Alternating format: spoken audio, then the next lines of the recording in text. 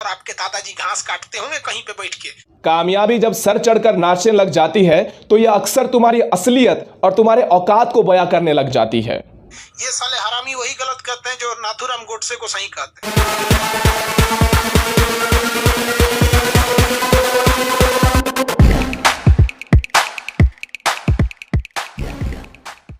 जय श्री राम दोस्तों, आप सभी का इस आशुतोष झा थॉट्स इस चैनल में फिर से एक बार स्वागत है। आज के हमारे इस वीडियो का विषय है खान सर।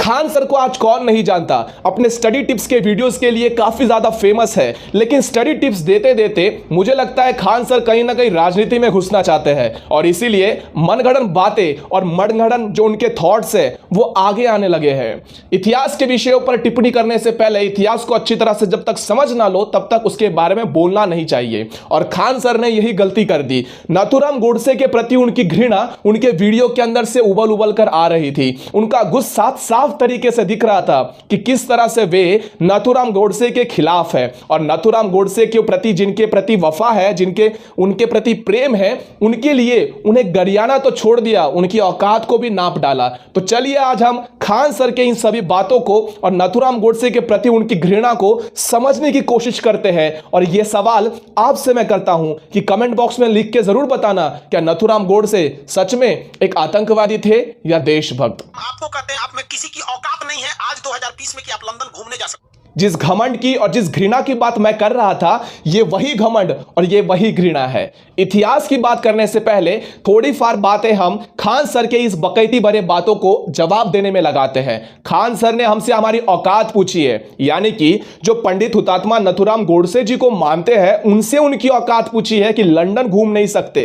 तो सुनिए खान साहब, हम तो अपनी औकात शान से बता देंगे। अगर आपकी औकात हमने पूछ ली तो आपका जो इतिहास है और आपके जो पूर्वज है वो बुरा मान जाएंगे। फिर भी हम अपनी औकात बता देते हैं कि हमारी औकात इतनी है कि आज भी उस लंदन की महारानी हमारे देश से चुराए हुए हीरे को अपने सर पर लगाती है। इस देश के हमारे पूर्वजों की औकात इतनी है कि हमारी अमीरियत को देखकर ही ये साले अंग्रेज हमारे ऊपर 150 साल तक राज करके गए और हमारे पैसों की वजह से ही इनका 150 साल तक अर्थव्यवस्था चलता रहा। तो औकात की बात आप करिए ही मत। कि जिन्ना का पाकिस्तान देख लो या शेख मुजीबुर रहमान का बांग्लादेश देख लो। खान साहब, जिन्ना का पाकिस्तान इस्लामिक राष्ट्र बना है, मुजीबर शेख का बांग्लादेश इस्लामिक राष्ट्र बना है, लेकिन हमारा देश हिंदू राष्ट्र बनने नहीं दिया। किसने नहीं बनने दिया, इसके ऊपर कभी डिबेट करने आइए तो बताते हैं आपको भी। गांधी के देश में रह के गांधी को गाली देते हो। किसने कह दिया खान साहब आपसे कि यह देश सिर्फ और सिर्फ गांधी का है?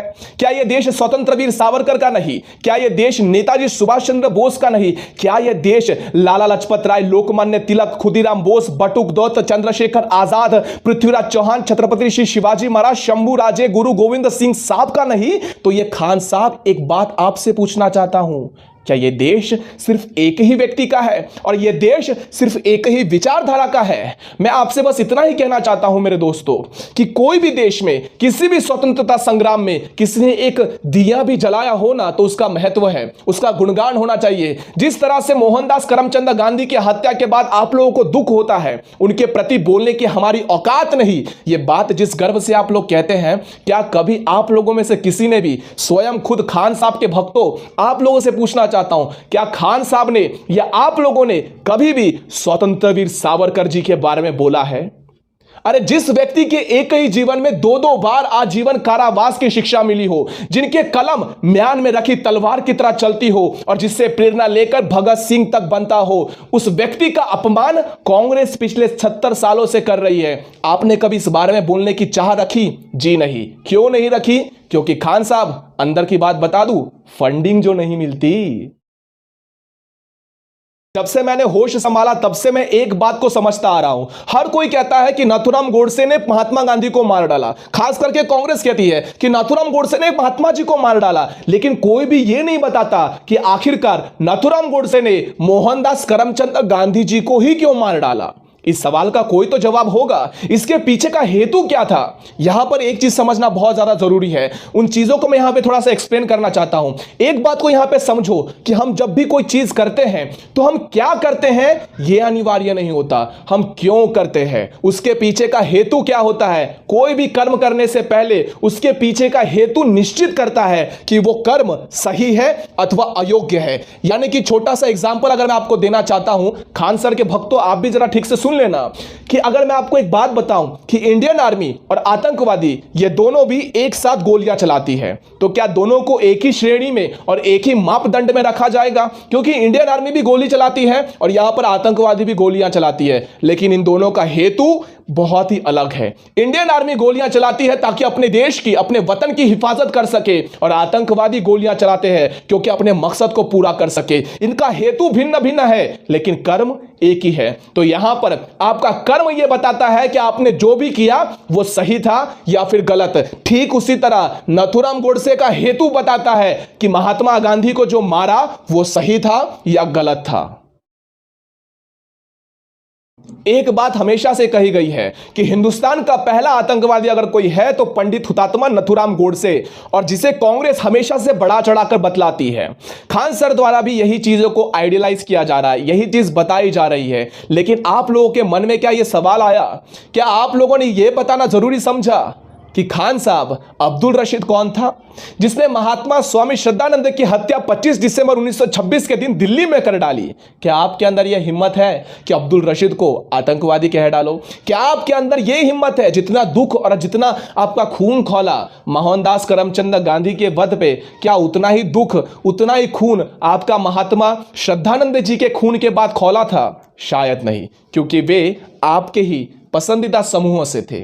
माफ कीजिएगा लेकिन इस बात को समझने की चाह रखनी चाहिए कि इनकी मीठी छुरी थोड़े कामयाबी के बाद अपना रूप दिखाने लग जाती है। इस तरह से मोहनदास करमचंद की गांधी की हत्या कर दी, उसी तरह से मोहनदास करमचंद गांधी की हत्या के बाद पुणे के अंदर जो मृत्यु का तांडव चला था, क्या आप उस पर कभी वक्तव्य करेंगे? क्या आप यह बताएंगे कि ब्राह्मणों को घर से चुन चुन कर मारा गया? क्यों?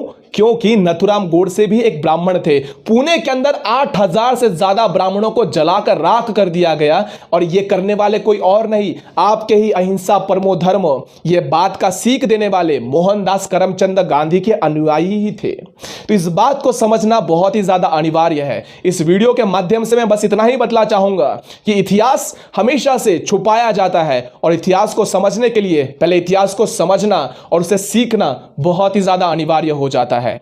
किसी पर भी विश्वास रखने से पहले स्वयं उस चीज की पुष्टि करें। और एक बात, मोहनदास करमचंद गांधी महान थे या नहीं, नाथूराम गोडसे आतंकवादी थे या नहीं, इस बात को जिस तरह से आप लोग आइडियलाइज करके बतलाते हो, कभी इस चीज को भी बतलाना कि क्यों एक लड़का जो गांधी को अपना सर्वस्व मानता था, गांधी का वध कर डाला। इस बात को हमेशा सोचने की मंशा रखना कि क्यों इस देश के अंदर ही अक्सर तमाम देशभक्तों को हटाकर सिर्फ और सिर्फ दे दी हमें आजादी बिना खड़क बिना ढाल, साबरमती के संत तूने कर दिया कमाल, इस गाने को बड़े शौर्य के साथ गाया जाता है और वंदे मातरम को बोलने से भी इनकार किया जाता है। अगर ये वीडियो पसंद आता है और इस चैनल पर आप ऐसे ही वीडियो देखना चाहते हैं, इस चैनल को अभी सब्सक्राइब करिए और कमेंट बॉक्स में अपने विचार को जरूर रखते जाइएगा।